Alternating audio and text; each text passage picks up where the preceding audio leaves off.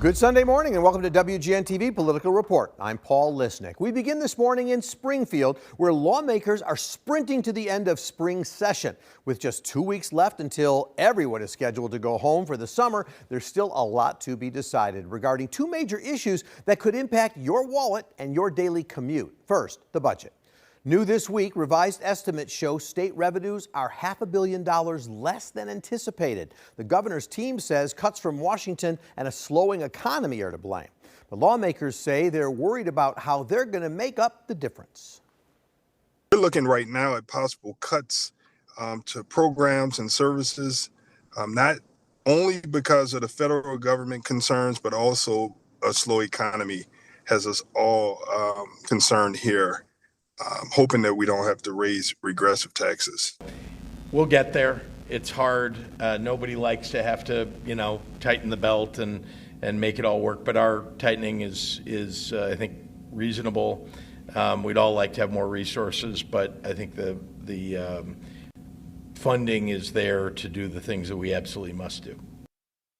Now, the governor has said he'll only sign off on a balanced budget. And Senate President Don Harmon and House Speaker Chris Welch acknowledge lawmakers might have to come back over the summer after Congress passes their spending plan. Also left unresolved, what to do about the pending fiscal cliff for transit agencies. For more than a year, they've been warning that without help, bus and train riders could see services cut by 40%. Key negotiators now say they're close to a deal that will not only close the funding gap, but also reform the way the system works.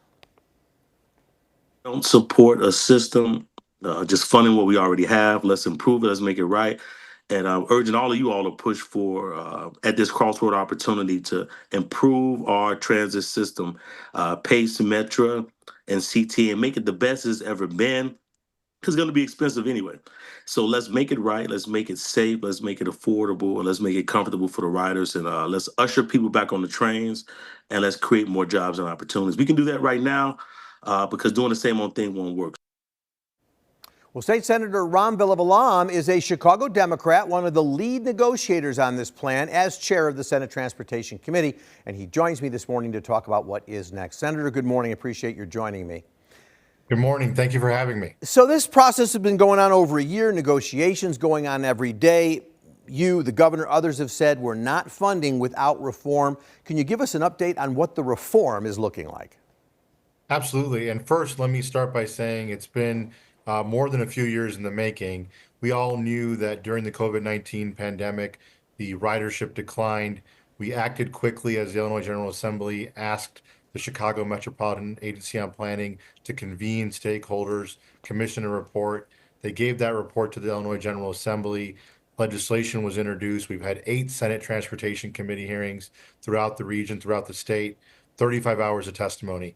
And through that process, we've landed on reforms that will ensure the centralization of responsibilities as it relates to fares, safety, customer service, planning service, planning the capital projects.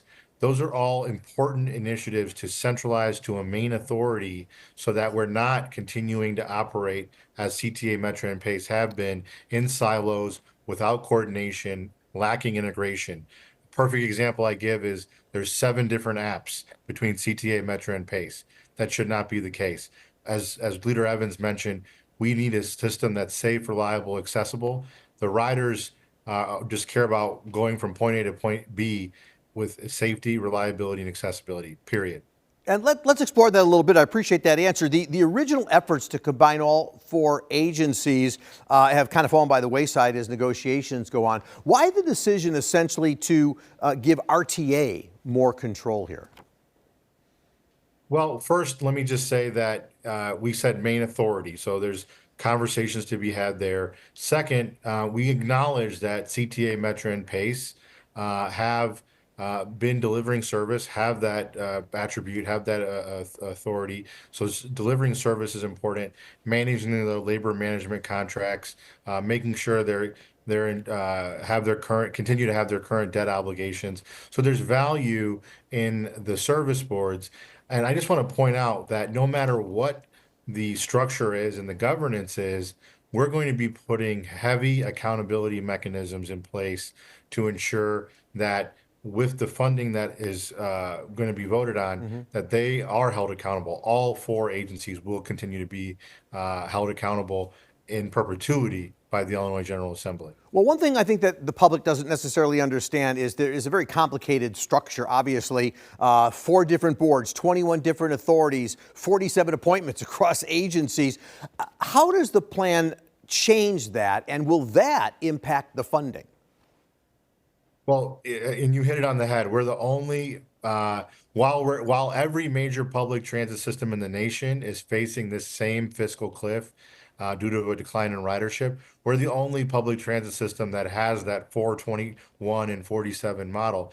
And it's challenging because you get into really sub-regional mindsets and become very territorial, when in reality, we need to be very regional. CTA not just serves the whole city, they have 35 suburbs that they serve as well. Metra has 80 stations in the city of Chicago. PACE does paratransit, transit for folks with disabilities for the entire RTA region. So we have to have a regional mindset. So by empowering a main authority, giving them the ability to say, this is going to be the service plan, this is going to be the capital plan, we're going to have a unified fare, and we're going to make sure that fare policy is integrated across all of the entire region and across all the service boards. That makes sure that it's a regional mindset and not where CTA is competing with PACE, or PACE is competing with Metra and so forth in terms of timings and schedules and so forth. So I think it's really important that we empower that central authority while acknowledging that the service boards will have much less power and they will be given the job of service delivery primarily. Obviously, when people pay those fares, they want to know that they're going to be safe when they are on a mode of transit. And so I'm curious, there's been a lot of discussion about a potential transit police force, so to speak, under the proposal that you all are talking about. Who creates that? Who controls it? So first and foremost, the best way to achieve safety is more ridership. We need more and more ridership on the trains, on the buses. When there's more people, these studies have shown this, other areas of the country we've seen this, more riders equals better safety. But we're not walking away from that issue with just that. We're going to ensure that there is a comprehensive safety plan. I am not a law enforcement expert, so I cannot tell you whether we need 440 or 400 sworn officers. I can tell you that there's going to be an effort to have law enforcement expertise put together a plan and execute on that plan.